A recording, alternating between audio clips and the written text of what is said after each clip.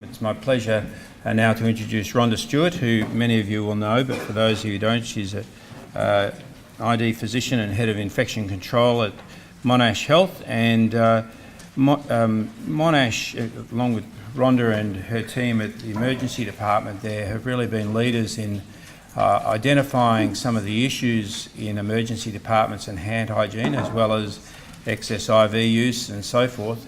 And with Monash and Royal Melbourne and Austin, we're actually in the process of developing some new initiatives regarding one of these problem areas, that is emergency. So exactly as Didier said, if you look at what are the remaining problems, we can discuss about benchmarks and all this 80% and whatever, but actually all that's nonsense, because we know that there are certain areas which are really problem areas, and emergency department and anaesthesia are two key areas we need to focus on, and Rhonda's been working on that, and that's what we're going to hear about now. Thanks, Rhonda.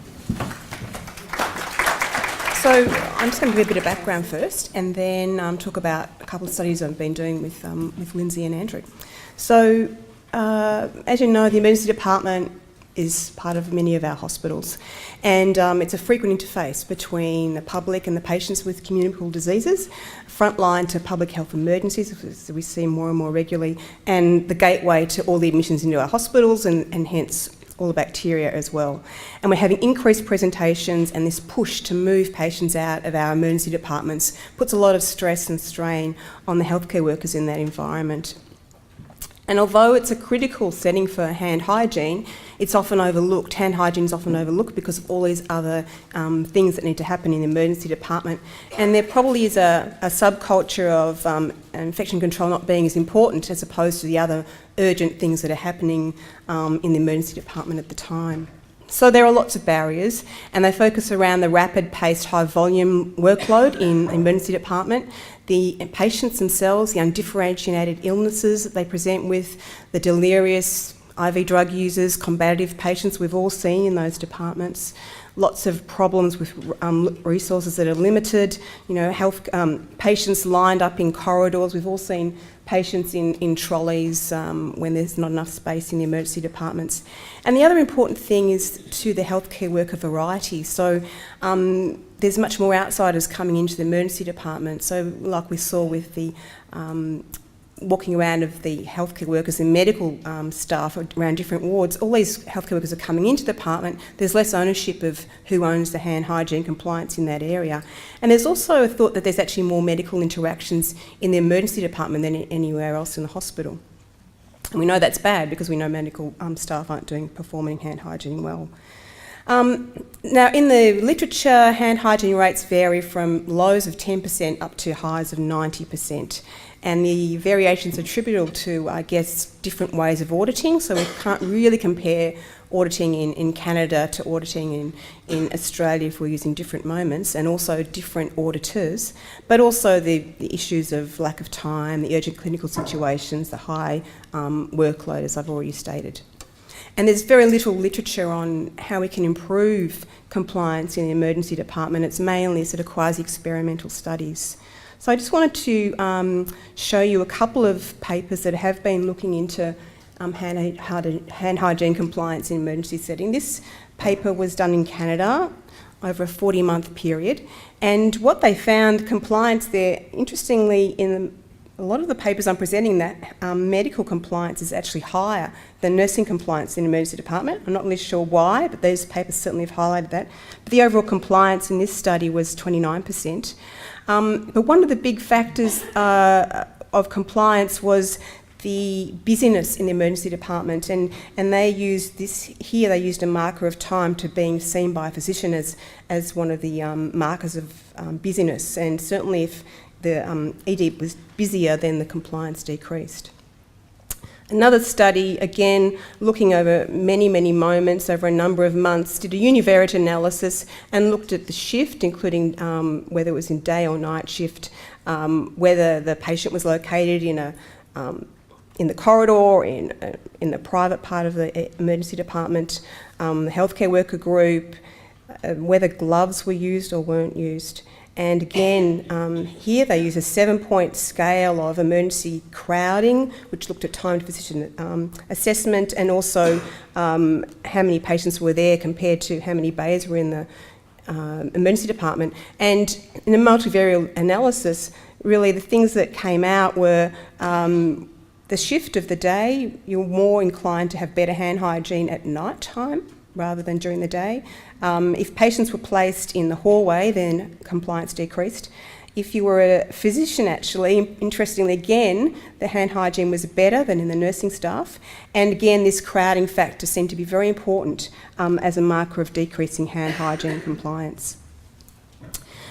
Another factor which has been brought up a couple of times today is whether actually, if you actually got more medical interactions and more moments, is that actually why the compliance in emergency departments is so low, if we're actually seeing more medical staff in the emergency department? So this paper just looked at the overall mean interactions for medical staff and overall staff in surgical, medical, intensive care and emergency departments. And you can see that overall there's more interactions in the emergency departments than surgical and medical wards, but not as many as in ICU. But when you just looked at physician interactions, there's more physician interactions than any other part of the hospital. And again, with hand hygiene opportunities, again, there is more physician hand hygiene opportunities than any other healthcare worker group in the emergency department. So it just made people think, well, maybe it's because of the medical compliance is low, so that's why emergency department compliance is low. And again, this again is looking at physician scores here. Now, I really find this one hard to believe, but they had a physician compliance of 91% in this emergency department, which is pretty outstanding. Again, poor compliance if you're an ambulance staff member, which is certainly something we see. If patients were parked in the hallway, decreased your compliance, and if glove use was there as well. So the published interventions, we all know the different interventions. We can have high visibility signs, we can give them hand sanitisers, have portable hand sanitisers, education programs, and workflow organisation all have been attempted, but we're not really getting very high rates of hand hygiene compliance. This latest paper, very late paper, just published this year, looked at hand hygiene compliance across in the emergency department, in nurses, physicians in particular, and they did a multimodal approach with education, posters, also plating people's hands and showing them how badly they were doing. And they did increase their compliance overall from around about 20% up to around about 50%. And in the final intervention, in the dark there, they actually tried to look at social behaviour, where they implanted people with poor uniforms and long nails and lots of jewellery on, and tried to see if people actually would stand up to them and tell them that they were doing the wrong thing. And interestingly, out of many observations, only 2 times was somebody pulled apart and saying, you actually didn't clean your hands, or you've got long nails that shouldn't be there. So that's something to think about. Maybe it's something we need to think about in our emergency departments. So there was no difference in the time of the day, the type of patient, or the nurse-patient ratio. And interestingly, in this study too, they used student auditors, which none of the emergency department knew. So they really thought that there was no Hawthorne effect in their auditing here. And finally, another recent paper looking at curtains, and we know that curtains in the emergency department are a real problem because there's curtains between every patient, between every cubicle, and we're always going in and closing up the curtains. And this paper just looked at the bacterial counts on healthcare workers' hands. So at baseline, they had pretty poor, they had lots of bacteria at baseline, suggesting that they're not really performing hand hygiene anyway. Then after hand hygiene, the counts decreased by about 50%, but still not great. So the actual way they were using the hand hygiene wasn't great.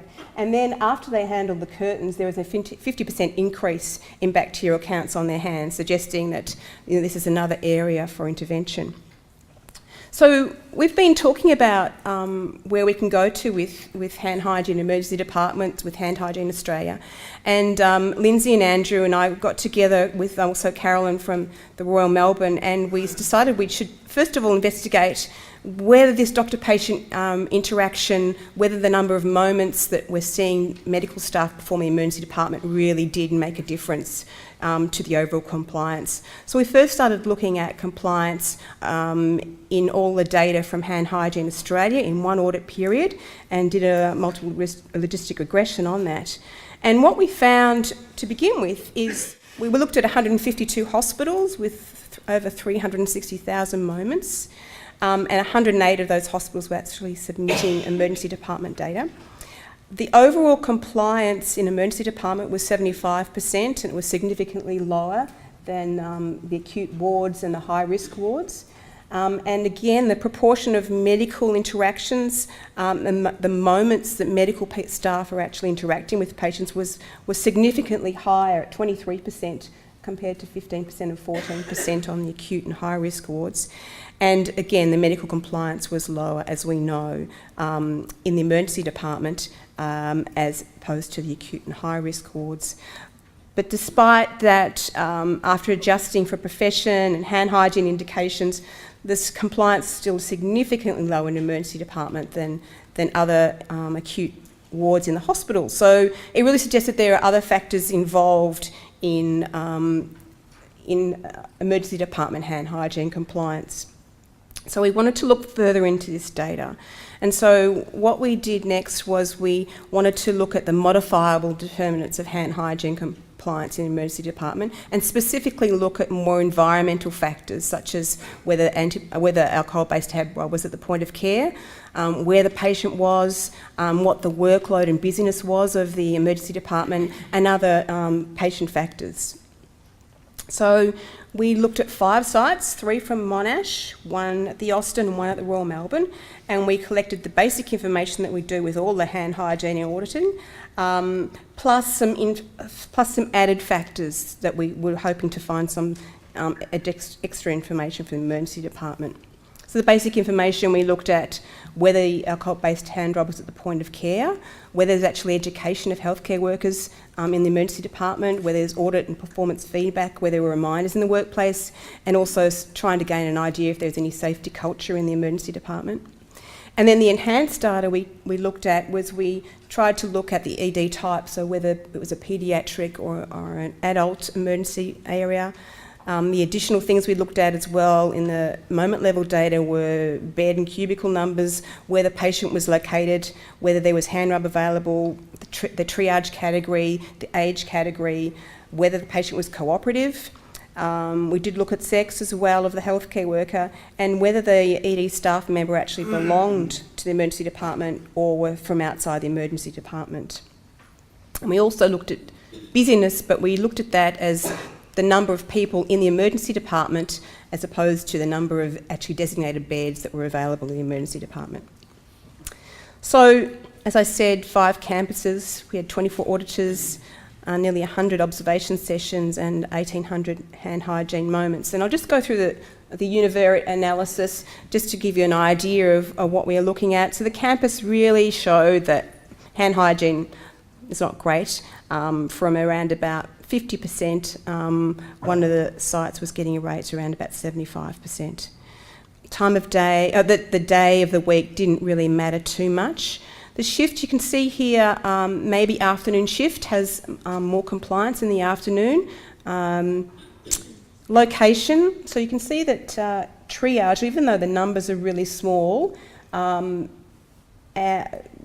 we need to get some more numbers, but triage doesn't seem to have very good hand hygiene. And interestingly, in the resus area, hand hygiene tend to be better than in the main part of the emergency department, which was surprising. And maybe it's more that maybe there's more body fluids, maybe people are more worried about their protecting themselves. I don't know. These are the sort of things we need to look into further. Alcohol rub at point of care, if it was available, of course, people were going to perform hand hygiene better. Triage category didn't really come out too much in this. And the age, again, the numbers are small, but the neonate, if the patient was a neonate, hand hygiene compliance was much higher. And certainly we see in our own neonatal intensive care area, hand hygiene rates above 90% most of the time. So maybe it's a factor of, this is a really precious little thing in front of me and I'm performing hand hygiene, whether it's subconscious or not. But we need to look into that a bit more data. And this also is surprisingly, I expected the opposite to this, but if the patient was non-cooperative, hand hygiene was better. So I'm not sure, we need to really tease out this a bit more. Maybe it was the fact that the patient who's uncooperative looks a bit more, looks a bit more dirty, we're protecting ourselves again. We need to think about why that's happening. And profession, no surprise, ambulance officers are almost zero. Medical professions, 45 to 50%. And the allied healthcare worker and personal care staff were less than the medical staff here. And again, another really important area, the home location. So if you were not part of the emergency department staff, your compliance was much lower, which is certainly an area we need to look at. So on the multivariable model, what came out really, afternoon shift, hand hygiene compliance was better, and everybody except nursing staff did worse in hand hygiene compliance. This focus again on ownership and non-ED staff and agency and emergency department staff doing far worse in their hand hygiene compliance than healthcare workers who actually were a part of the emergency department themselves. And this effective crowding, interestingly, also came out in our study. The more crowded the emergency department was, the less hand hygiene compliance occurred. So moving forward, we're proving that hand hygiene compliance in emergency department is a problem and that there is lots of things we can do here. Certainly the compliance is lower than in other acute areas, and again, doctors have lower compliance, but they also have more opportunities, but even so, their compliance is still lower than in the emergency department than in the rest of the hospital departments. And we can't explain it just by the healthcare worker profession. There's lots of other things in the emergency department that may be affecting this, such as the busyness of the emergency department, the ownership in the emergency department. So it's a unique setting with a distinct environment, and we certainly need to start thinking about how we can actually change our ways of thinking about improving hand hygiene compliance in the emergency department. Ensuring availability of alcohol-based hand rub at the point of care is maybe not the only thing we need to do here. We need to start thinking of more important things, and I've mentioned the ownership, the busyness, trying to make people understand that the patient in your emergency department now may actually be getting an infection in 3 days' time. And I think there is that disconnect between emergency staff people understanding what actually happens when those patients go out to the wards. And the social norms and speaking up in the emergency department is certainly another area to target. So I'll stop there, and I just wanted to acknowledge Andrew's work on getting all the statistics done on this study, and Lindsay and the Hand Hygiene Australia and Jenny for helping coordinate the program, and also Carolyn at the Royal Melbourne and the teams at all the emergency departments we looked at. Thank you.